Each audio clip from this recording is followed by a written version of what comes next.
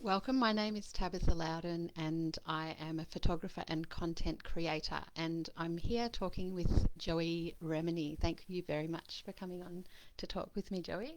Oh, it's a pleasure to be here. It's fun. Joey has an amazing business. I've always been fascinated with her story.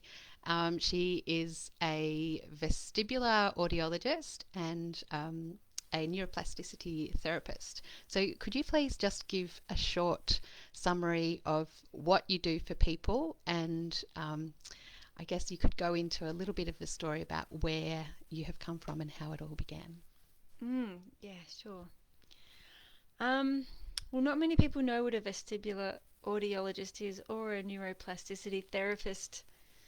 So I could perhaps start there, but um, a vestibular audiologist specializes in the inner ears, and in particular the part of the ears responsible for balance. And winding the clock way back, um, I've actually always been quite an anxious person, an anxious child, and that was my normal. I didn't actually realize that was a thing. But I stumbled across yoga because my mum did yoga.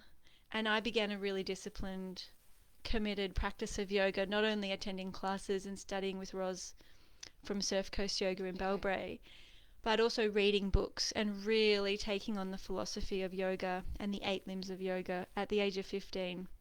And it really did transform my life, but also it taught me how to become an adult. So my adult brain changed based on my commitment and dedication to yoga. And by the time I was 18 or 19, I had a daily practice.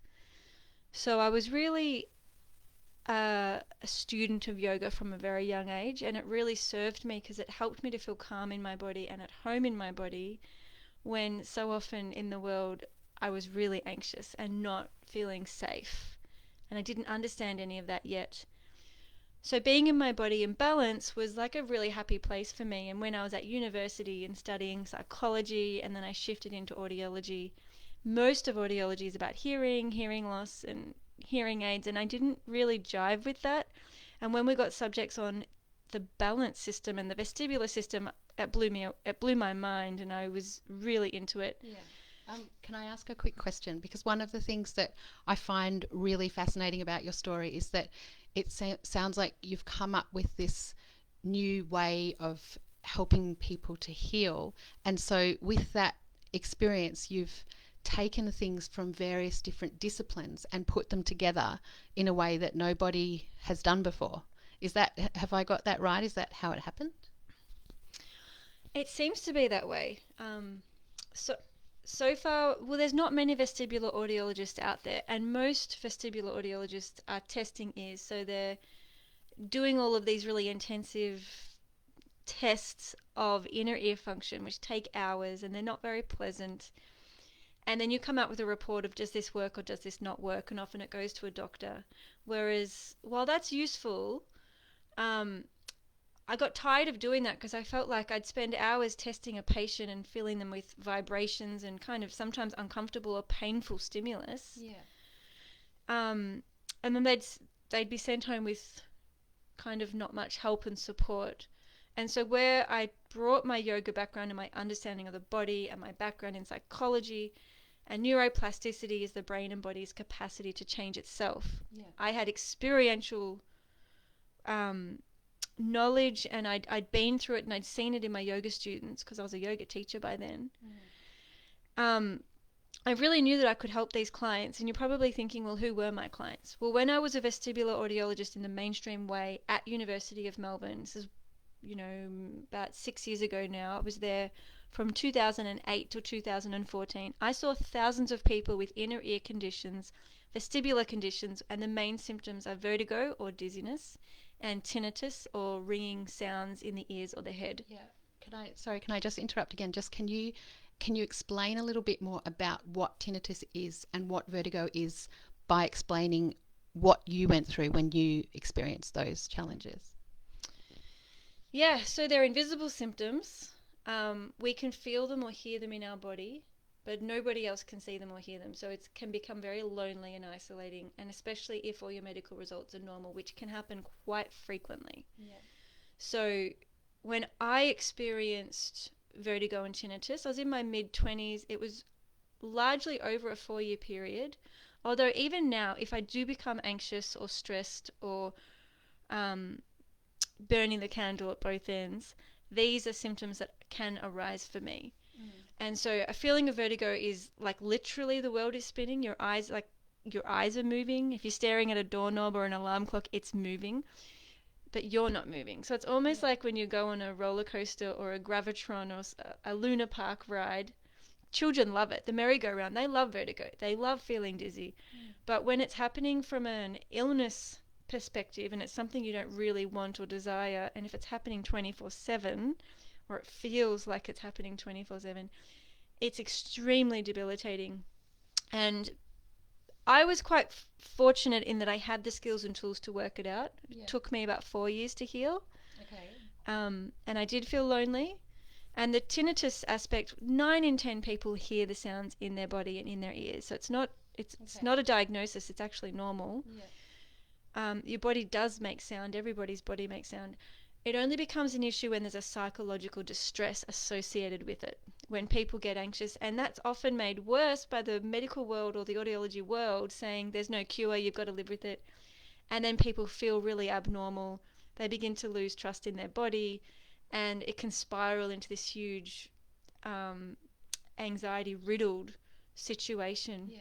So did you find that when you experienced it, you used these different things and you managed to help your body to heal, and that's when you put together the program for other people and found that that became such a helpful thing for people all over the world? Well, yeah, that's the short story of it. I mean, the long story of it was a really long, hard road. And I did feel suicidal at times. I did experience anxiety and depression. I didn't trust my body. I felt like a failure. I felt like I couldn't just do normal things that normal people could do. So I was really judging myself a lot.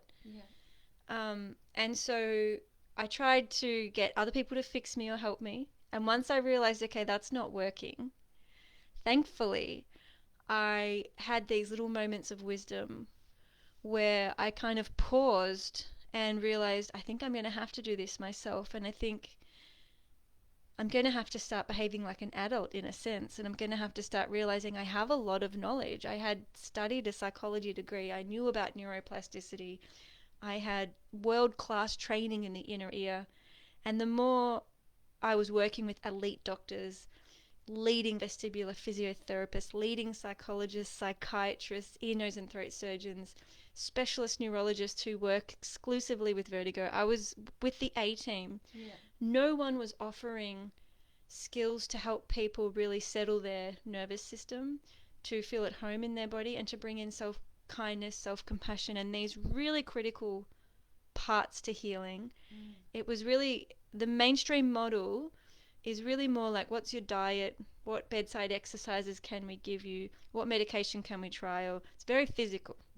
So the kind of the program, which I call Rocksteady, the Rocksteady toolkit that I created is, okay, the physical's essentially covered, but if things are not getting better, because if it's going to heal, it'll heal in 6 weeks naturally.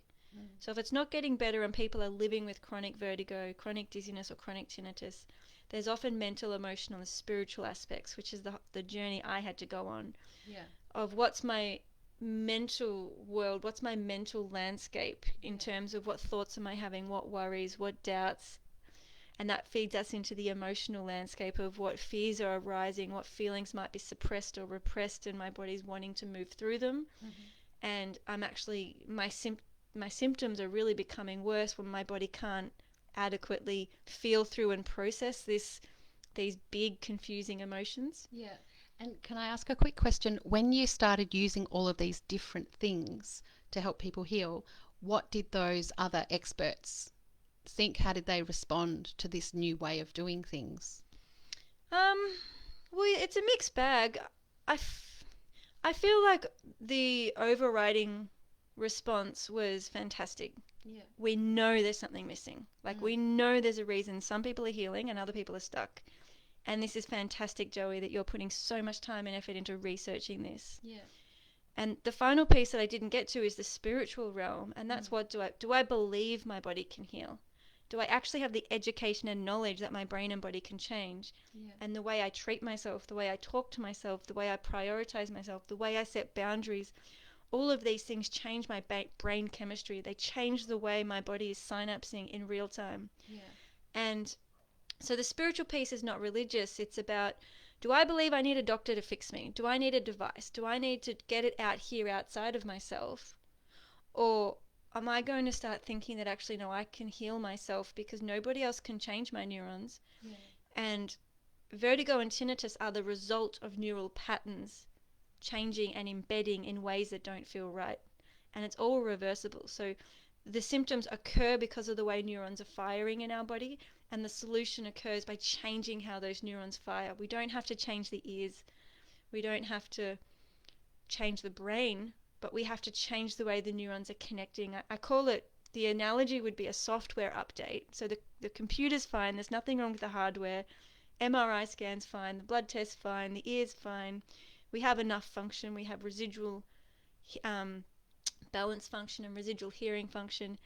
So physically we're okay, and the software update is the mental, emotional, spiritual work of how do I relate to myself, how do I treat myself, what boundaries am I going to put in place. It's actually very common for people to realize in this process of healing that they're putting other people first, they're prioritizing everybody else's stuff, and they've really lost themselves in that process. They've forgotten where their joy is, they've forgotten where their desires are, the fears have been pushed away, and it just almost comes a point in time where they can't tolerate it anymore. It's dysfunctional, and they have to stop and just sort out that inner work and that inner world. And so many of my clients, and this is cross-cultural by the way, I've got clients on every continent except Antarctica. And so many of my clients say they feel better, they feel stronger, they feel taller, they feel much more self-acceptance, self-compassion, self-kindness, self-love. Their life has really improved. Their relationships have blossomed after they go through this rocksteady process, because it really forces them in. Yeah. Yeah. And it sounds like you're really helping them to go through self-empowerment and take control of their body and embody, be in their body in a different way. Yeah, it is. And one of the first things I say to people is, I can't change the way your neurons fire. I can't fix you. I can't heal you. That's not my role. It's not your doctor's role. It's not your audiologist, your psychologist, your partners, your friends. Nobody else can make these changes. It's just important that it starts with the awareness and the education that even though it can feel chronic, and some of my clients have had chronic dizziness or chronic tinnitus for 30 years, or even longer than I've been alive, and it's still reversible. I've had clients completely heal. So it doesn't actually matter the duration of symptoms. Once we realize that we can change it, and then we start implementing methodical and strategic ways to shift those neural patterns, the body and brain are miraculous. They're so adaptable.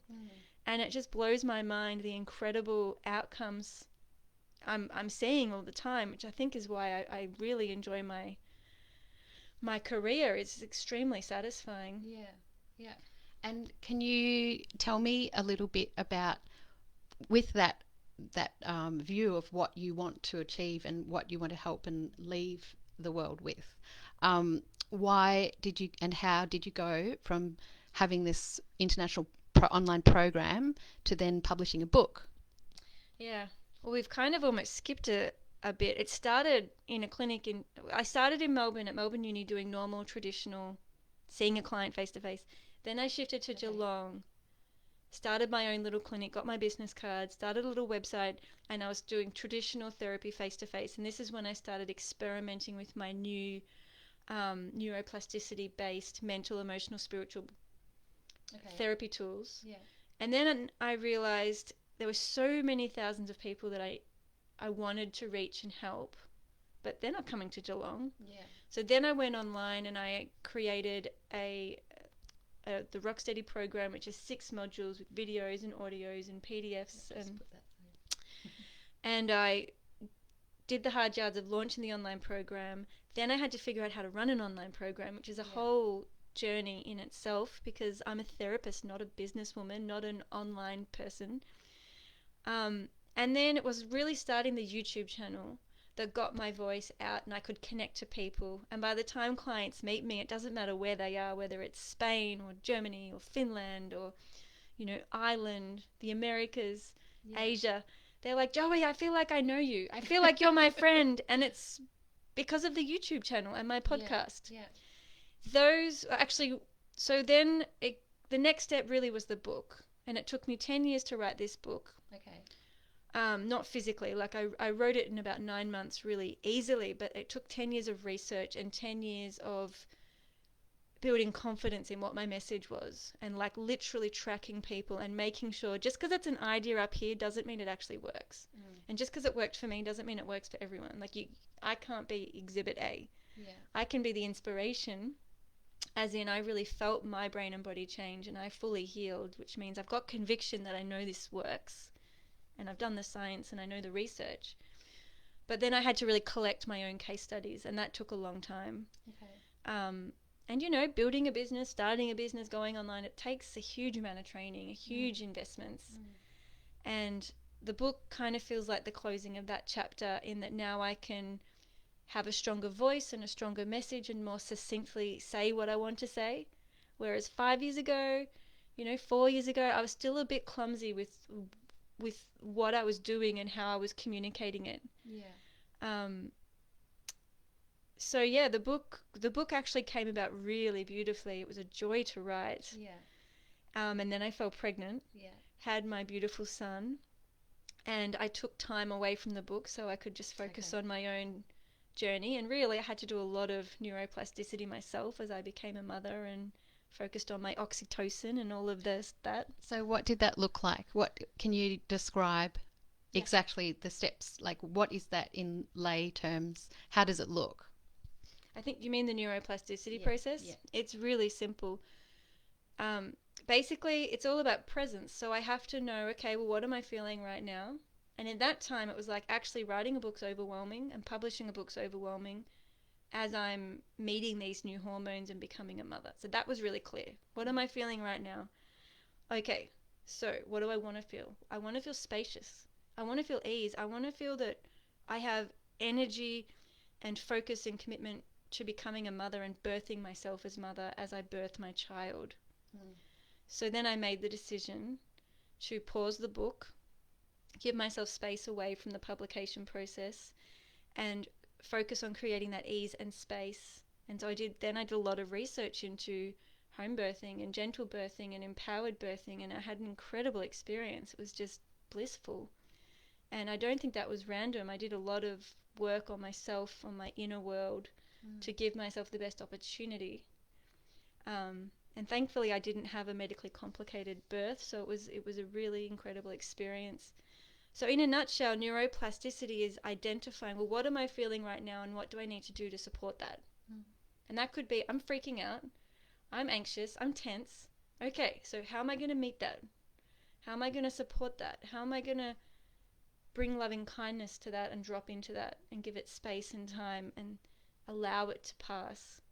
And then it's like we don't want to get bogged down in that and over-focus and hyper-vigilant on that and get looped, right? So we support it, we meet it, and then it's like, okay, we feel it pass through the body, the tension eases, and there'll be tricks people use to do that. And then you have to ask yourself again, well, what do I want to feel? I've moved through what I was actually feeling. I've created space for new feeling.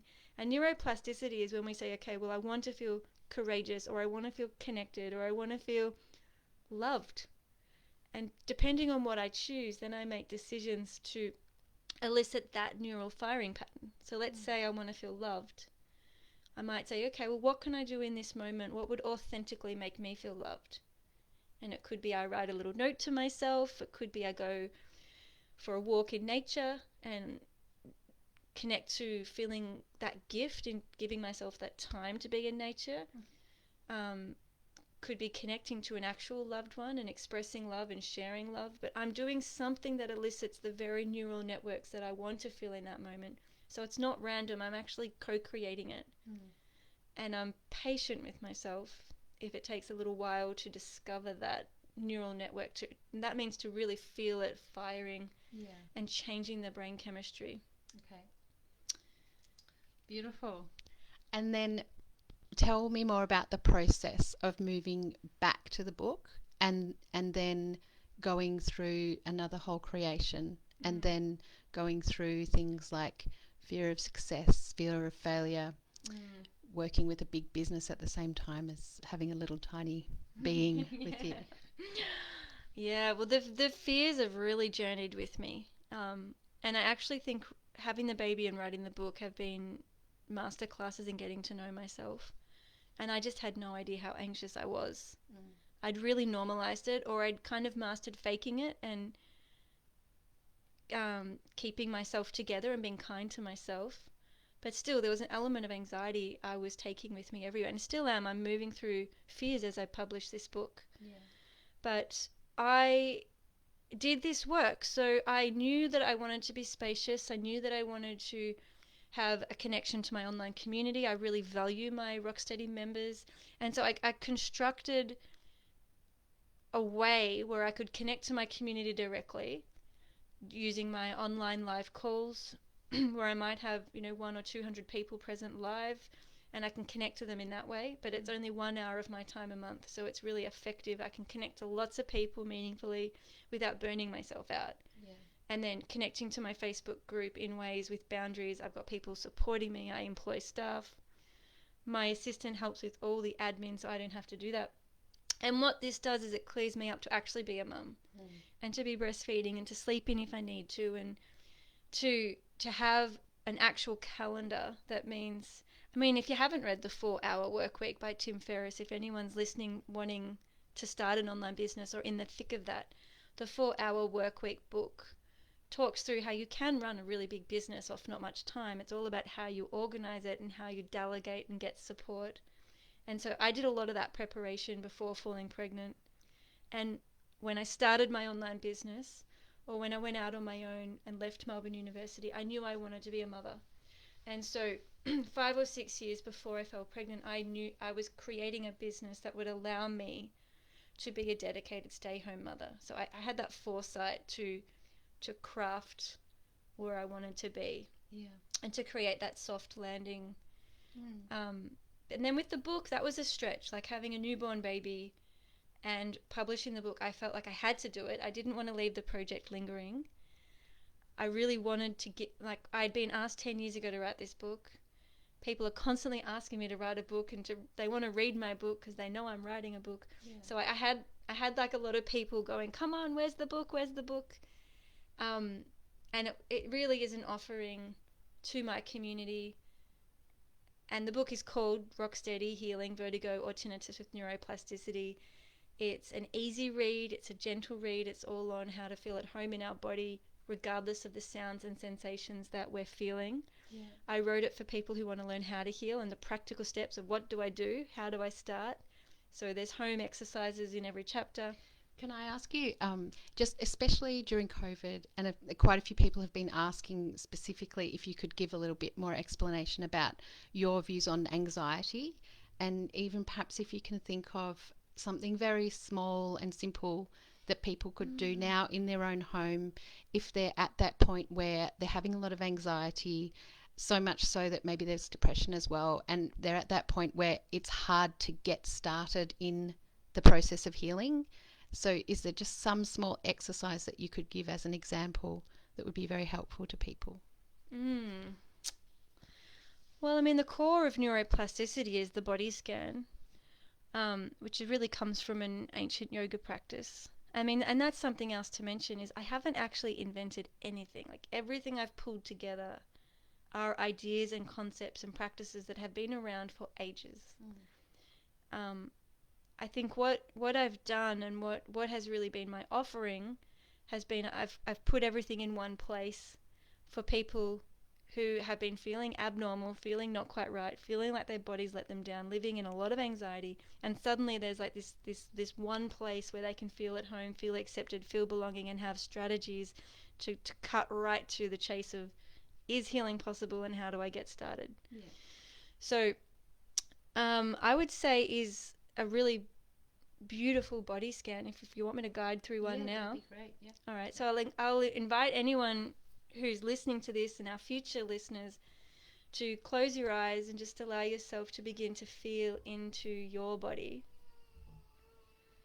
And I want you to notice what you're touching. You might be sitting, you might be lying, you might be driving, but notice what you're touching in your clothes, on your skin, in the furniture. Notice your breath moving in and out of your nostrils. And I almost just want you to just take a moment to notice yourself as a 3D sculpture and be really curious about how you're showing up in this moment. Notice where your shoulders are relative to your hips. Notice if there's tension through the fingers or the toes or the jaw or the eyes. And don't even change it. Don't even need to relax it. Just take this like little inventory of, okay, what's showing up for me right now? And this is about dropping into presence with curiosity, with non-judgmental awareness, and taking this kind look at, okay, how am I going right now? What am I feeling right now? And am I able just to create a little bit of space to see myself as I am right now, which can be really challenging if it's a difficult moment. I just want to invite you to let your breath nourish you. Just let that breath come through you. And acknowledge you don't have to change anything in this moment. You don't even have to heal anything in this moment. Because this practice is really about creating space for showing up as you are, warts and all. And any feeling you feel is human, is normal, is part of the full spectrum of living and life. And so often we reject those difficult feelings, the fear or the grief or the anxiety and panic. And in this practice, I want you to really just be impartial to the label. Notice that you're feeling and celebrate the fact you can feel. Because it's a great gift being human, having our emotions, having our capacity to feel. And rather than resist that feeling or try and get rid of it or try and change it, I want to invite you to create space for it and let your brain actually experience that feeling differently. Perhaps with a little bit more spaciousness, perhaps with a little bit more openness and curiosity to learn.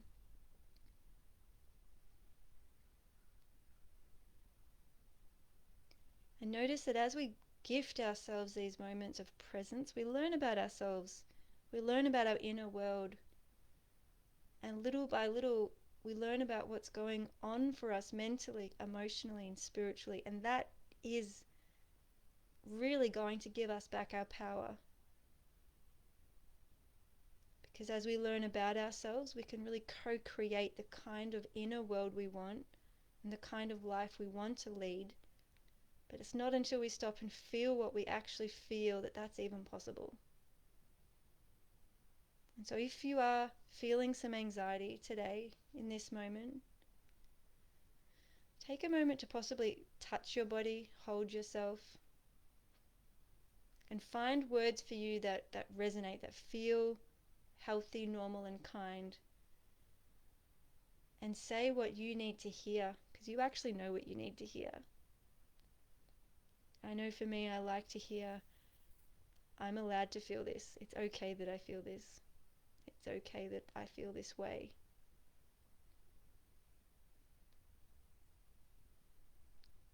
And just take the pressure off changing and really show up. And if you've made it this far, that's really awesome. You're still in your body. You haven't left. You haven't abandoned. You're being curious. You're in there. And it might get to a point where you think, well, what could I do? How could I support myself? And just open up that dialogue. You may not have the answer right now, but just begin to inquire and get curious and stay present. And notice you might jump in and out of your lived experience, your body. You're kind of like, I don't want to feel this. Another part of you says, but it's okay to feel this. And it's okay that I feel what I feel right now. So you might have this kind of split personality, and that's normal and fine too. But do your best to stay back in the body and question, how could I support myself? What do I need to hear? What act of kindness could I offer myself? And in many ways, this can become a way of life. that we drop in, we return back to our body, and we truly listen to what our body needs.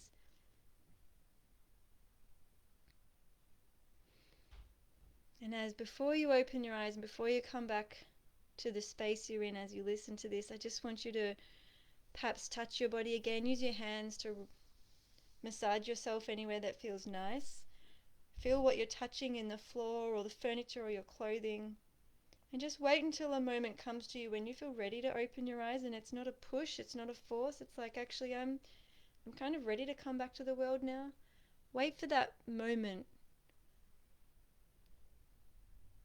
And I want you to be really gentle to yourself if you feel like you can only do a 5-second body scan and then you've had enough. 5 seconds is still a 5-second body scan. So really just inviting yourself back into the body and welcoming any resistance that can show up, which is quite common. Beautiful. Thank you so much for that. That was really beautiful. And it really makes me feel like if I have more self-love and more self-acceptance, then all sorts of things will just melt away. And I'll feel much better on all sorts of levels. Yeah, or sometimes I feel like I feel most powerful or I feel most connected and invincible when actually I can be at rock bottom. I'm experiencing deep self-hatred. I just feel disgust and grief and all the ugly dark stuff. And when I can be okay with that, I'm like, all right, I've nailed life. I'm doing good. Because if I can meet myself there and be kind to myself there and be loving to myself when I actually hate myself, I know that my wisdom is really shining forwards and I'm not being overtaken by the fear. And there are those moments when I actually do feel a really raw human animal connection. It's an amazing, powerful feeling, even though it's coming from from yucky stuff. So sometimes staying present with it and dropping into it doesn't take us always to where we think it's going to take us. But you're quite right. Having the compassion and the acceptance and the non-judgment is really key. Otherwise, we can fall into self-shaming, self-critiquing, self-rejecting, and that can actually create symptom loops and chronic anxiety loops. So it's all about breaking the chronic anxiety loops and staying present in the body while we do that. Yeah. And I might just finish by saying, often we want to deny, distract, run away, avoid, and we'll spend thousands of dollars trying to not feel what we feel, trying to be anywhere but right here, now, present. And so learning how to be present can be a bit of an icky, sticky journey, but it works. Like, there's a reason presence is all over the media and it's been practiced for millennia. And it's actually really simple. Children are amazing at it.